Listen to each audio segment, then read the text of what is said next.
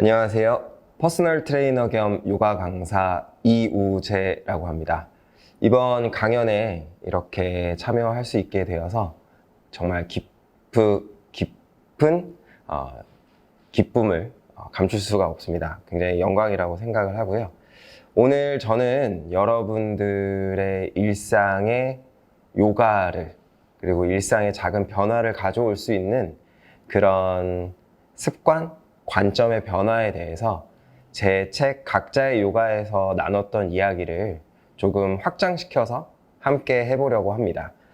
제가 완성된 어떤 수행이나 아니면 일상의 수련을 가지고 있는 사람은 아닙니다. 저 역시 완성을 위해서 노력해 가고 있는 사람이고 좌충우돌하는 똑같은 사람이기 때문에 제가 여러분보다 더 나아서 아니면 더 많은 걸 경험해서 한다기보다는 여러분들과 공감할 수 있는 이야기를 공유하기 위해서 이 자리에 섰다고 이해해 주시면 되겠습니다.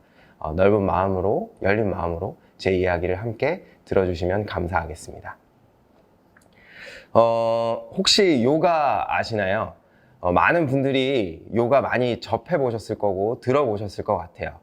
대부분은 요가라고 하면 이런 이야기를 하십니다. 요가 해보셨어요? 아니면 요가 해보실래요? 이렇게 이야기를 하면 저는 너무 뻣뻣해서 요가 못해요. 아니면 유연한 사람들은 하는 거 아니에요? 아니면 요가 선생님들은 날씬하고 유연하고 기니까 하는 거 아니에요? 이런 이야기 많이 하십니다. 그래서 실제로 어떤 일이 있었냐면 제가 강의를 하러 갔는데 여름이었어요.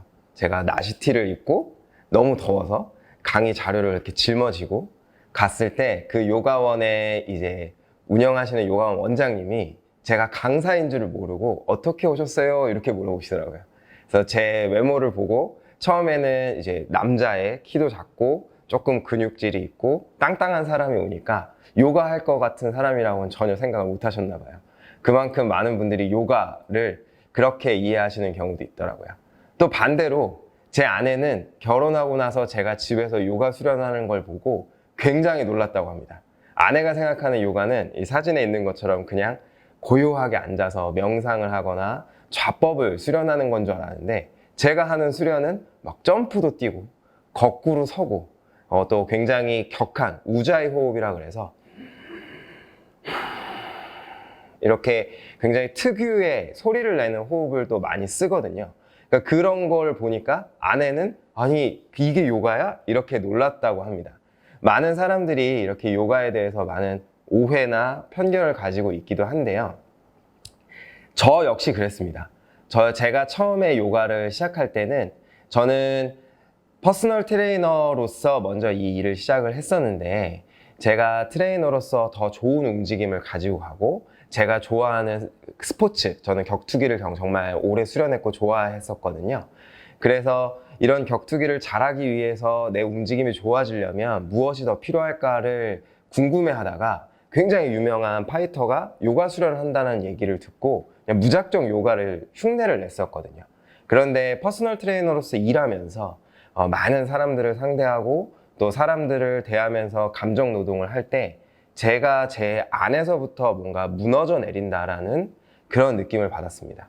그래서 우울증도 되게 심하게 경험도 해보고 감정 조절이 잘 안 되는 시간도 있었고요. 그래서 이런 것들을 극복하기 위해서 나도 그러면 요가를 좀 더 진지하게 해봐야겠다.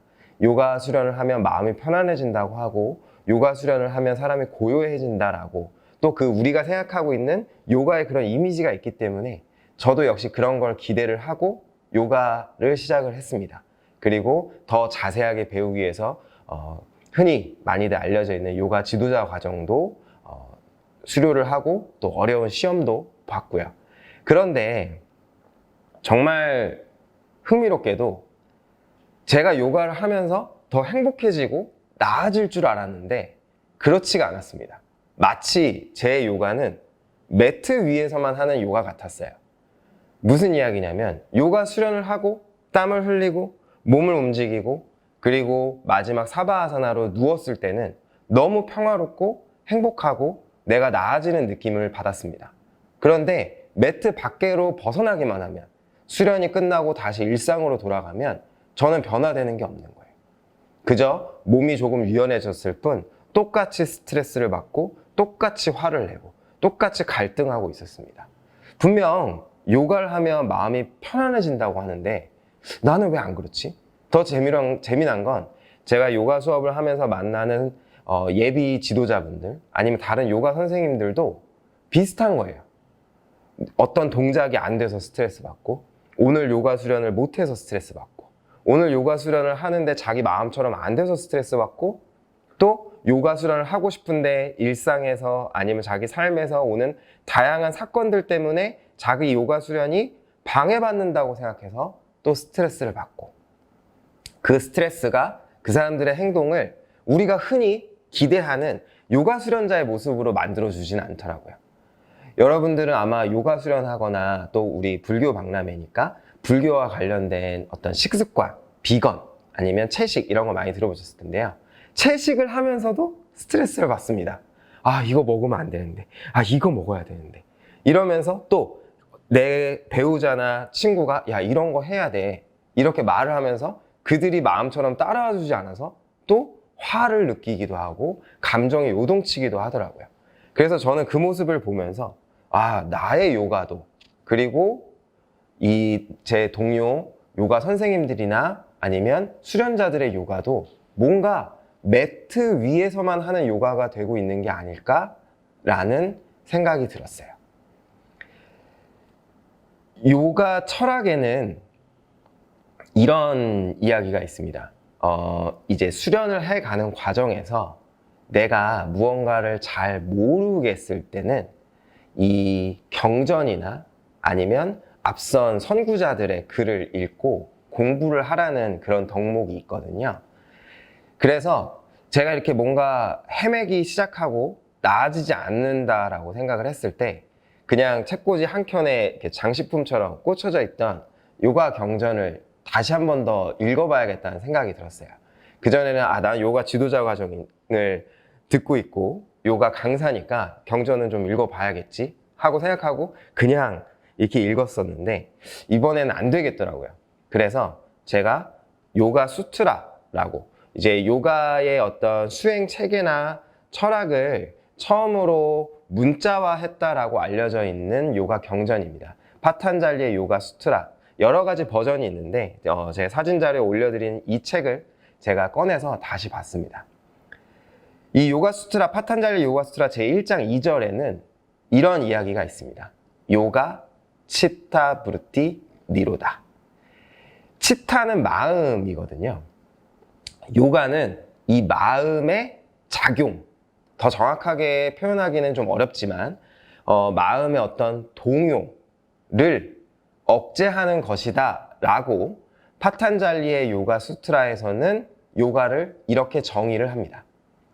생각을 해보니까 그 요가가 마음의 작용을 억제하는 그런 것들을 폭넓게 일컫는다면 사실 나는 요가를 하고 있던 게 아니구나 라는 생각이 들더라고요. 오히려 매트 위에서 요가 동작이라는 것을 했을 뿐이지 요가 수련을 했고 내 삶에 요가가 들어오지는 못했구나 라는 생각이 드는 겁니다. 이 파탄잘리의 요가 수트라에서는 요가의 어떤 수행의 체계를 8가지로 구성을 합니다. 야마, 니야마, 아사나, 프라나야마, 프라티아라라, 다라나, 디아나, 사마디. 사마디라는 해탈로 가는 앞에 7가지의 단계 또는 과정을 같이 이야기하는데요. 우리가 흔히 하는 요가 수련, 요가 동작은 아사나, 몸을 써서 하는 수련만을 이야기하는 겁니다. 사실은 요가 수트라에서 이야기하는 요가 수행은 야마, 니야마. 야마는 어떤 하지 말아야 할 것을 이야기하는 거고 니야마는 해야 할 것을 이야기하거든요. 그러니까 일상적인 우리가 삶에서 행하는 가장 기초적인 것들을 먼저 이야기를 합니다.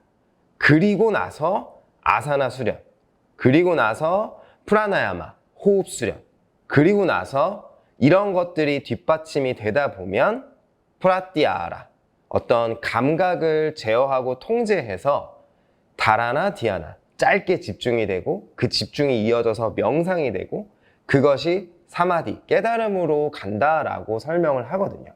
그러면 생각해보면 제 요가는 그냥 아사나만 붙잡고 있었던 거더라고요. 매트 위에서 그냥 더 유연해지고 나는 요가를 행복해지려고 더 나은 사람이 되는 변화를 위해서 실천했던 건데 그냥 매트 위에서 조금 더 유연하고 조금 더 화려한 그냥 요가 행위자였던 거라고 저는 생각이 들었습니다. 그래서 이거를 실천을 해야겠다. 정말 요가가 그런 거라면 지금 나한테 필요한 건 어제 안 됐던, 지난주에 안 됐던, 혹은 지난달에 괴로웠던, 작년에 전혀 시도하지 못했던 아사나를 완성하는 것보다는 일상에서 내가 요가를 실천하기 위한 이 요가 철학을 조금이라도 일상에 가져가기 위해서 노력하는 게 정말 나한테 중요한 변화가 아닐까라는 생각을 했어요. 그런데 이게 쉽지가 않죠. 사실은. 특히 마음을 억제한다? 혹은 마음의 동요를 다스린다? 제가 만약 그런 게 됐다면 더 다른 모습으로 이 자리에 있지 않았을까 싶은데요. 사실 저도 잘 되지는 않습니다. 그러나 이 요가 경전을 읽어보고 또 다른 이렇게 스님들이나 혹은 요가 수련자분들의 어떤 강연이나 또 수행법들을 보면서 어떤 공통된 맥락을 제가 하나 이해한 게 있어요. 예를 들어보면 여기 사진에 나와 있는 아이는 제 인생 첫 반려견 백곰이거든요. 정말 귀엽죠. 정말 착해요. 말도 정말 잘 듣고 배변도 정말 잘 가리고 분리불안도 없고 공격성도 없어서 너무 착한데 이 아이는 정말 건강합니다. 하루에 3번씩 산책을 하고 저하고 정말 많이 활동을 하다 보니까 애가 너무 건강해서 가끔 에너지를 주체하지 못할 때가 있어요. 어떤 때냐면 비가 오는 날, 비가 너무 많이 오면 사실 얘는 물에 젖는 걸 싫어해서 나가는 걸 별로 안 좋아하거든요. 그런데 집은 너무 지루한 거예요. 그러면 제가 요가 수련을 하든 조금 잠을 자든 아니면 밥을 먹든 계속 와서 치댑니다. 발도 얹어보고요. 괜히 핥고 또 괜히 밖에서 별다른 소리도 안 나는데 지져보고 천방지축으로 점점 사고를 치는 거예요. 처음에는 이렇게 천방지축 사고 치는 백곰이를 얌전하게 하려고 소리도 질러보고 왜 그러냐 쫓아도 다녀보고 아니면 막 들어도 보고 장난감으로 막 유인도 해보고 이랬어요. 근데 그게 다 안 되더라고요. 그러다가 유명한 여러분들 다들 아실 만한 반려견 훈련사 분들의 이런 클립을 보고 굉장히 놀라운 걸 알았어요.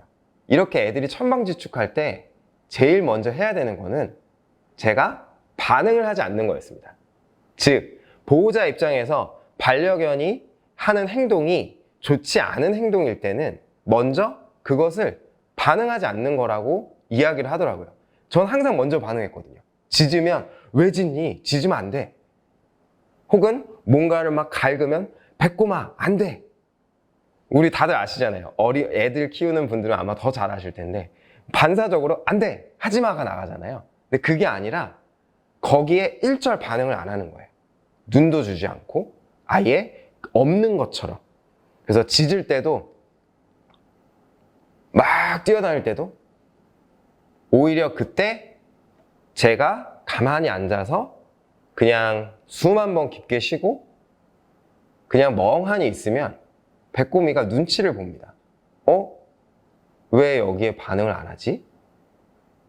그러다가 제가 맛있는 간식을 하나 꺼내서 그냥 제 손에 가만히 잡고 제가 가만히 있으면요.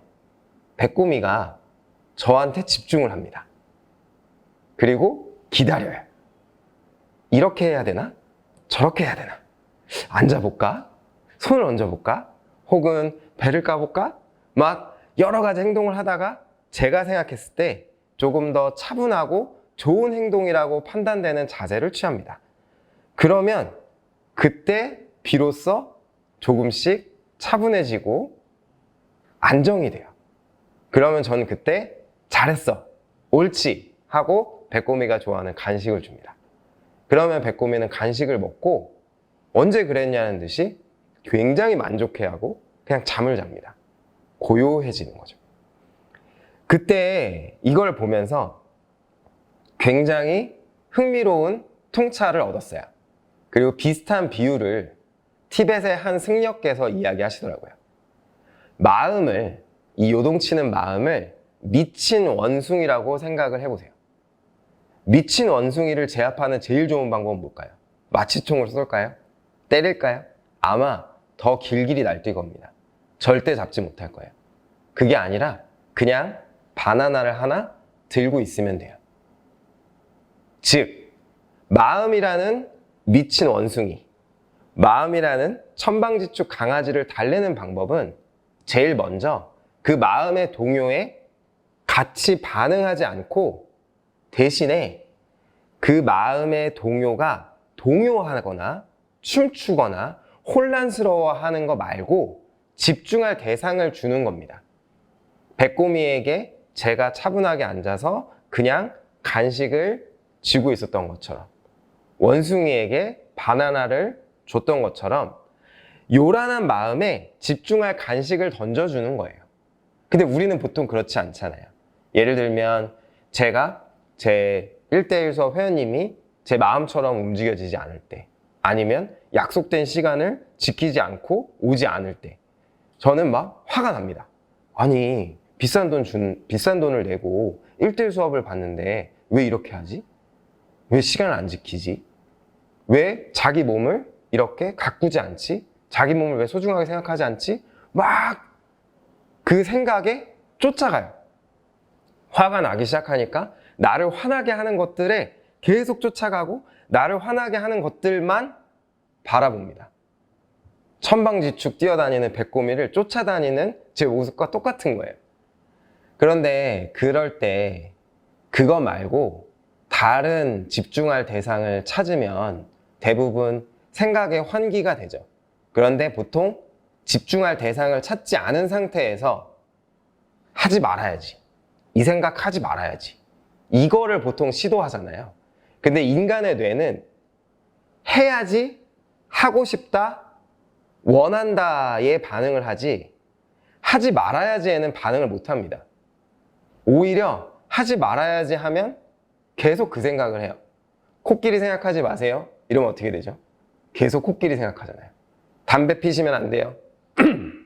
그러면 계속 담배 생각이 나죠.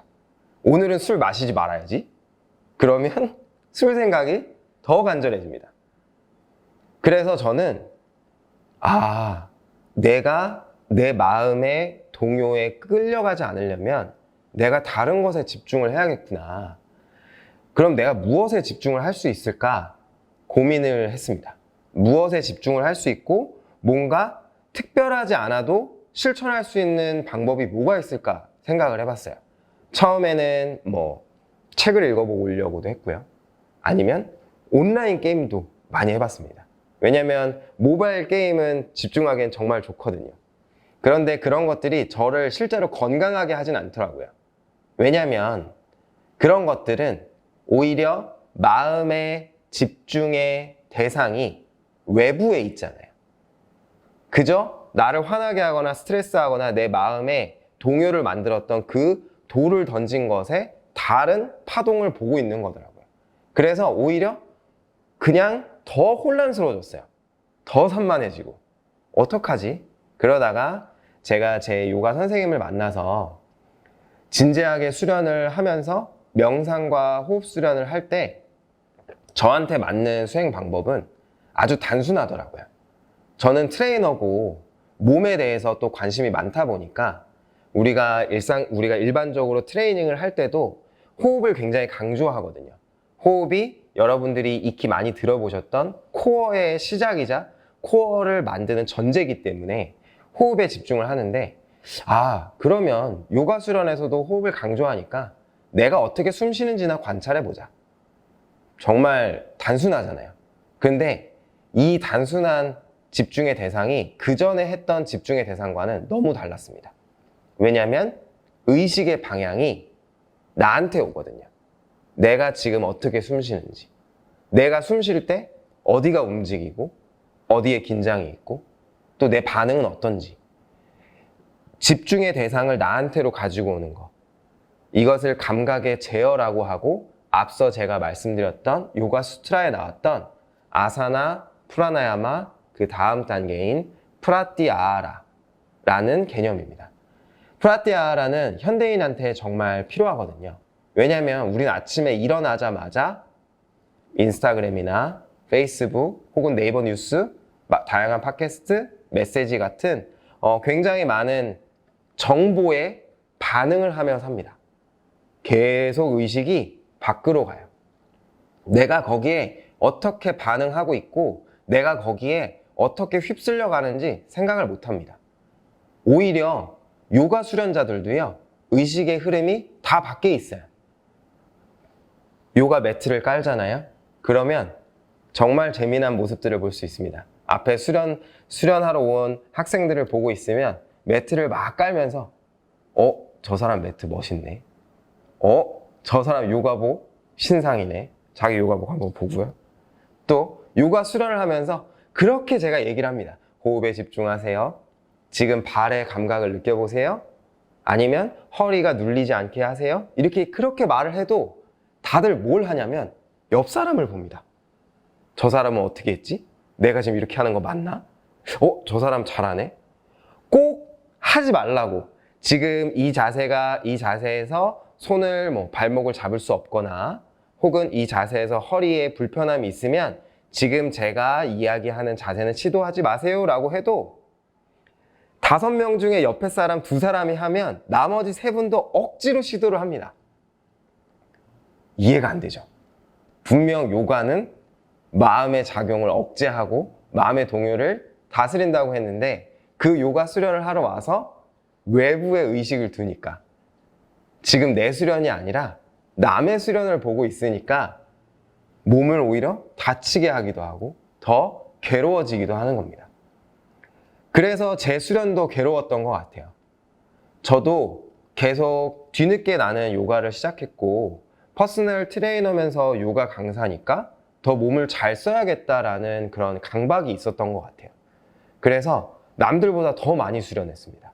아사나 수련을 아침에도 하고 저녁에도 하고 아침에 굉장히 유연성을 강조한 수련을 했으면 퍼스널 트레이너로서 필요한 근력 운동을 밤에도 하고요.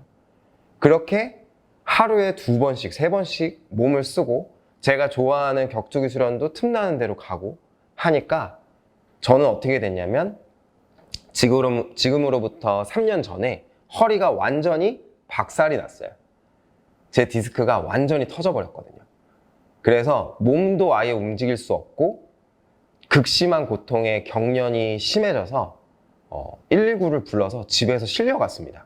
병원으로. 그때 의사 선생님이 저한테 뭐라고 말씀하셨냐면 요가 하신다고 하셨죠?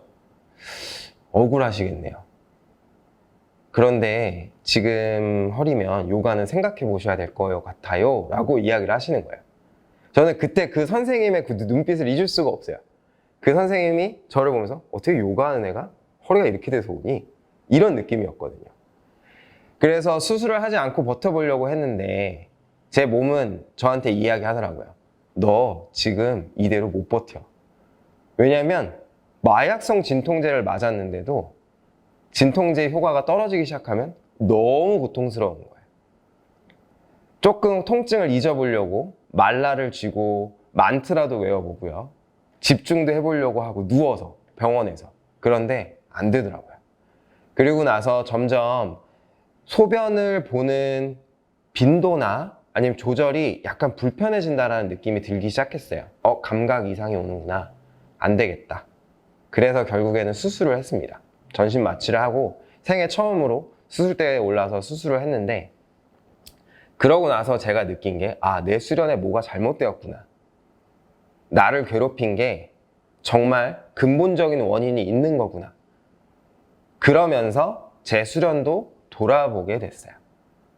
이런 얘기가 있습니다. 요가에는 100명의 사람이 있으면 100가지의 요가가 있다.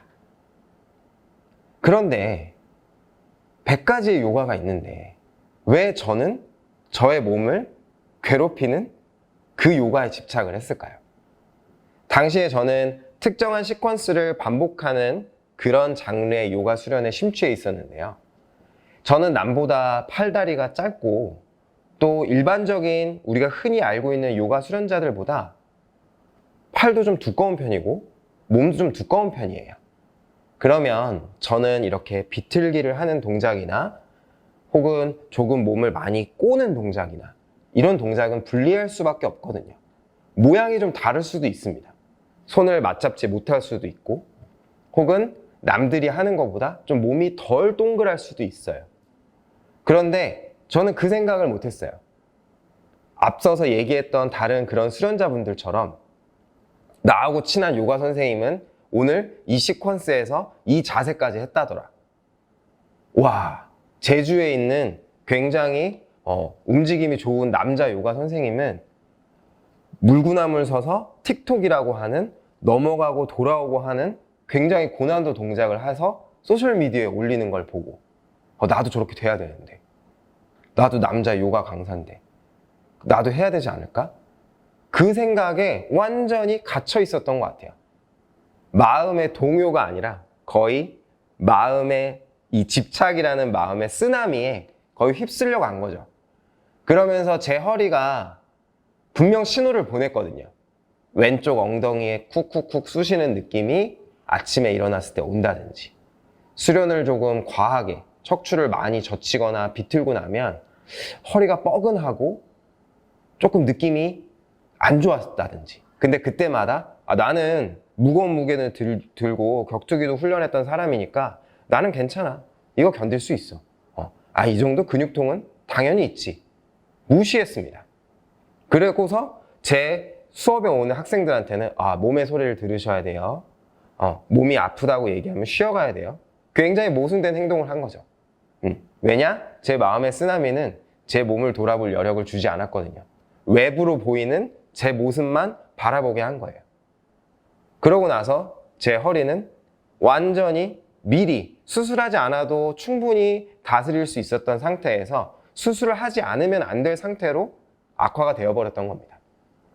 만약 그때 제가 외부에 남들이 하는 요가의 기준을 맞추지 않고 100가지 요가 중에 하나인 내 몸이 말하고 내 몸이 이해하고 수용할 수 있는 요가를 했다면 어땠을까요?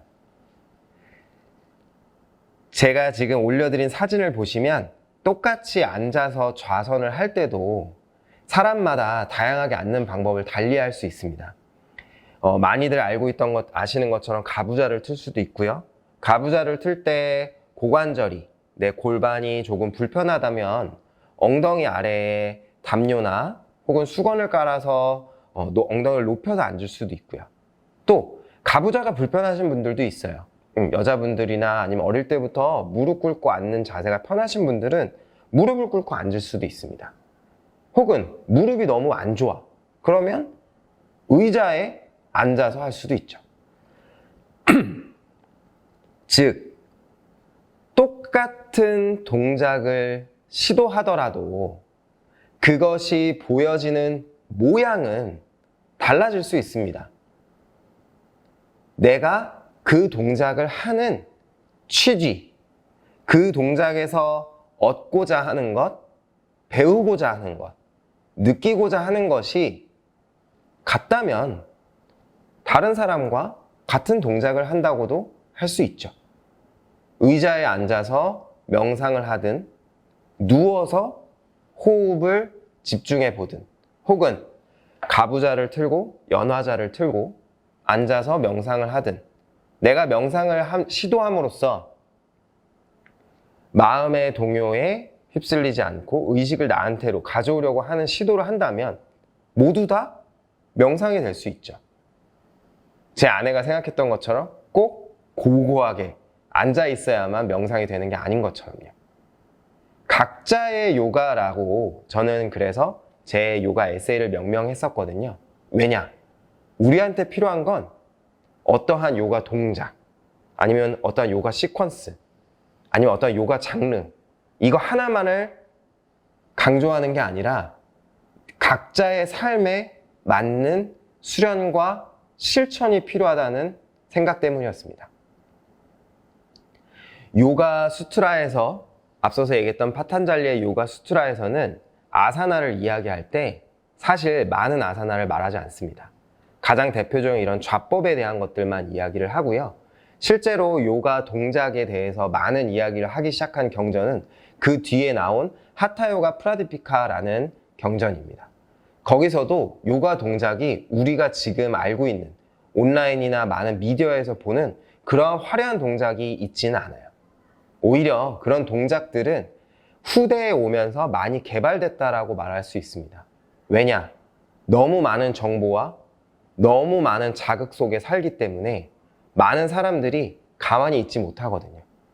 이미 마음을 따라서 몸도 요동을 치다 보니 이 몸부터 미치광이처럼 날뛰는 원숭이, 천방지축 제 반려견 백곰이처럼 통제되지 않은 몸부터 통제를 해야 되기 때문에 몸을 사용하는 수련들이 더 많이 발전한 겁니다. 그것이 현대사회의 속성과 맞아 떨어져서 요가 비즈니스가 되기도 했고요. 그 과정에서 많은 사람들은 요가의 본질을 잊어버렸습니다. 각자의 요가. 지금 내 몸과 마음에 집중하고 의식을 나한테 가져옴으로써 내 일상에 변화를 만들고 집중할 수 있는 상태를 만들고 마치 낙수가 똑똑똑 떨어지는 것처럼 끊겨지며 집중하던 것을 기름이 연달아 쭉 미끄러지듯이 흐르는 집중의 연속, 명상 상태로 만들기 위한 그 과정의 일부로서 요가 동작을 활용하지 못하게 된 거죠. 목적이 바뀌어버린 겁니다. 의식이 외부로 향하면서요. 각자의 요가가 아니라 하나의 요가에 나를 맞추기 시작하는 겁니다. 그러면서 결국에는 우리 모두 다 요가를 하고 있지만 요가를 하지 않는 모습이 되었고, 요가를 하고 있지만 요가를 하지 않는 사람들보다 더 괴로워하게 되더라고요. 제 어머니는 정말 독실한 불교 신자시고 지금은 이제 자식들이 다 결혼해서 출가를 했기 때문에 또 할머니 할아버지 모시고 살던 할머니 할아버지도 돌아가셔서 지금은 시간이 되게 많으세요. 그래서 일주일에 두세 번씩 제가 어릴 때부터 다녔던 절에 가셔서 봉사를 하십니다. 음식을 만들거나 아니면 행사에 오시는 어르신들을 위해서 음식을 접대하거나. 제가 물어봤어요. 아니, 이제 좀 여행도 다니고 놀고 이렇게 하시면 되지 왜 굳이 이렇게 힘든 일을 계속 하세요? 어머니가 하시는 이야기가 난 이게 즐거워. 그게 즐거워요? 내가 누군가한테 도움이 되잖아. 그러면서 나도 나한테 집중할 수 있고 편안해. 어머니는 아침에 일어나시면 불교 경전을 읽으세요. 그게 무슨 뜻인지도 모르세요. 제가 물어봤거든요. 이거 무슨 뜻이에요? 몰라. 그냥 읽는 거야. 좋은 소리니까. 근데 실제로 만트라는 뜻을 이해하려고 하면 안 되거든요. 범어는 뜻을 이해하는 게 아니라 그냥 그 소리의 울림을 가지고 집중을 하고 명상을 하는 건데 어머니는 그거를 하세요. 그래서 어머니는 화를 정말 안 내세요. 오히려 화는 요가를 한다고 하는 제가 더 많이 냅니다. 아, 요가가 매트 위에서 하는 게 아니구나. 일상에서 하는 거구나. 조금 다른 비유를 사례를 또 하나 소개하면요. 제 어머니가 그랬던 것처럼 제가 열심히 수련을 했던 그 요가 장르에 굉장히 유명한 선생님이 한 분 계신데 그분의 제자 중에는 사고로 한쪽 팔이 없는 사람이 있어요. 그러면 그분은 사실 일반적인 요가 동작이 정말 거의 안 되거든요. 그런데 그걸 계속 수련을 하시더라고요. 그분은 알고 있는 거예요.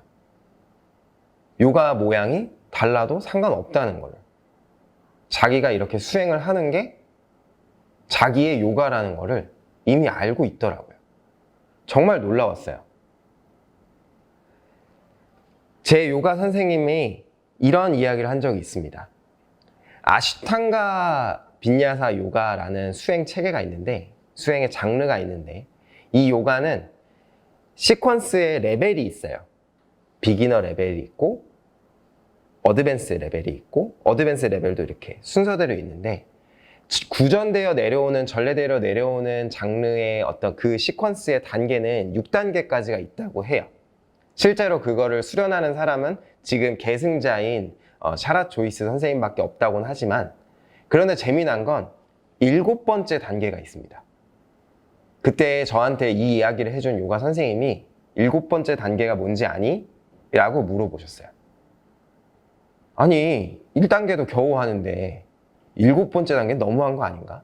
근데 그때 같이 수업을 듣고 있는 선생님들을 보면서 너희들 중에 이미 7번째 단계 하는 사람이 있어 라고 이야기를 하시는 거예요. 그분은 뉴욕에서 오신 미국인이었거든요. 뭐지? 이게 무슨 말이지? 그때 그 선생님이 웃으면서 7번째 단계는 육아야. 왜냐? 육아는 진정으로 나를 내려놓고 무언가에 헌신하고 나를 비우고 희생하는 거니까. 너무 놀라운 거예요. 아, 내가 알고 있고 내가 수행한다고 생각했던 요가는 정말 작은 일부구나. 삶을 관통하는 요가는 어쩌면 나는 평생 경험하지 못할 수도 있겠구나. 내 어머니는 나보다 더 앞선 어떤 깊이의 요가를 실천하고 계셨구나. 제 어머니는 저한테 요가하면 좋지, 스트레칭 되고. 지금도 이렇게 얘기하시거든요. 하지만 저보다 더 깊은 요가를 하시는 거였어요. 아, 요가의 정의를 내가 잘못 알고 있었구나. 각자의 요가를 그때 저는 문제의식을 갖게 되었고, 그 문제의식을 각자의 요가라는 제목으로 정리를 해보게 되었고, 오늘 여러분들에게 이렇게 이야기를 하게 되었습니다. 그래서 저는 지금도 계속 시도해요. 제 요가가 저의 삶에 변화를 주는 요가로 남아있을 수 있도록 여전히 저는 시행착오를 겪습니다. 아침에 일어나서 출근하기 전에 소셜미디어를 보다가 굉장히 멋진 동작이 완성된 사진을 올린 어떤 포스팅을 보면 저도 가끔씩 불안해요. 여전히. 나 요가 강사인데 아직 저거 안 되는데. 아내와 외식을 해서 고기를 많이 먹게 되는 날이면 아, 나 요가 수련자인데 이러면 안 되는데. 또는 회원과의 갈등에서 다시 스트레스를 받으면 저도 모르게 욱할 때면 아, 이러면 안 되는데. 계속 시행착오를 겪습니다. 여전히 저도 마음의 동요에 흔들립니다. 그런데 이런 이야기가 있습니다. 완성될 수 없지만 완성하기 위해서 노력하는 것. 그 과정 자체가 결국 수련이고 수행이다. 저는 그래서 이 완전하지 못한 불완전한 제 상태를 수용하는 연습을 하고 있습니다.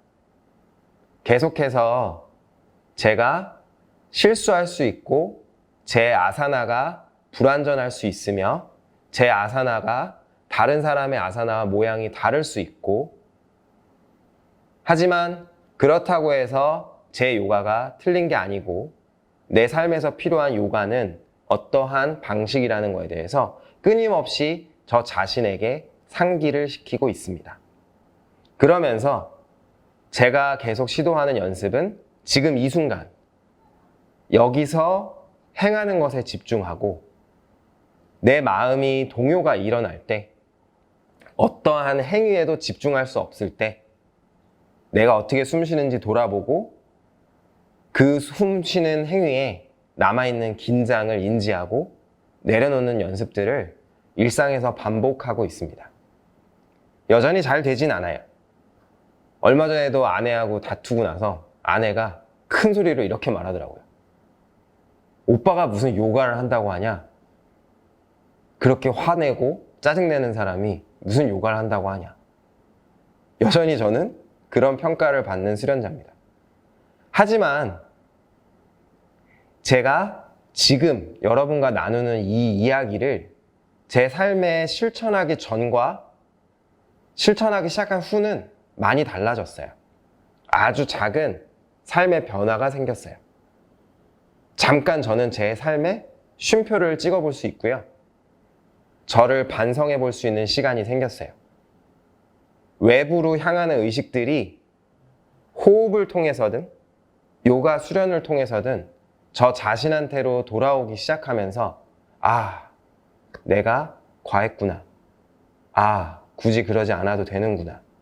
라는 반성과 성찰을 끊임없이 할 수 있는 기회가 생겼어요. 남이 나한테 강요해서가 아니라 내 의식의 흐름의 방향이 바뀌면서요. 그러면서 전보다 차분한 시간이 길어졌고 화내지 않는 시간이 조금은 길어지더라고요. 그 좋아하던 술도 조금씩 적게 마시게 되고 어떤 때는 돈을 조금 덜 벌게 되는 달도 있잖아요. 혹은 돈이 많이 나가는 날도 있고요. 그런 것에 덜 불안해지더라고요. 그래서 제가 여러분에게 추천하고 싶은 방법은 한 번쯤 내 의식의 방향을 나한테로 돌려보는 겁니다. 외부에서 쏟아지는 모든 자극에 일일이 반응하기 전에 내 마음이 던져주는 많은 질문들, 생각들, 의문들, 고민들에 반응하기 전에 거기에 대답을 찾기 전에 한번 그냥 숨 한 번 쉬어보세요. 숨 한 번 깊게 마시고 내쉬고 그때 내가 숨 쉴 때 어디가 움직이는지 혹시 너무 긴장돼서 어깨를 들썩이고 있진 않은지 그런 거에 의식을 잠깐만 두기 시작해도 동요하던 마음이 잠깐 차분해질 수 있습니다. 왜? 그 마음이란 천방지축 강아지에게 호흡이란 집중의 대상을 주었거든요. 아주 작은 변화입니다. 하지만 그 작은 변화가 점점이 모여서 선을 만들고 그 선들이 이어져서 면을 만들고 그 면이 모여서 우리의 일상을 채울 수 있는 큰 변화가 될 수 있을 거라고 저는 믿습니다. 그리고 저는 그 변화를 경험해 오고 있고 경험해 갈 것입니다. 그리고 여러분에게 그 변화를 함께 할 수 있도록 제 짧은 이야기를 나눠보고 싶었습니다. 짧지 않은 시간 제 이야기에 귀 기울여 주셔서 정말 감사드리고요. 다양한 에피소드에 관한 건 제 책 각자의 요가에서도 읽어보실 수 있고 또 제 블로그나 아니면 제 인스타그램에서도 보실 수 있습니다. 꼭 제가 아니어도 많은 요가 경전이나 아니면 요가 에세이들이 이런 이야기를 나누고 있습니다. 저보다 더 많이 깨닫고 공부하신 선생님들도 있고요. 그런 분들의 이야기들을 통해서 또 제 이야기들을 통해서 여러분의 삶에 작은 변화가 가져오는 시간이 오늘 이 순간부터라도 시작될 수 있기를 바랍니다. 한 번 더 숨 쉬시고 행복한 하루 보내세요. 감사합니다.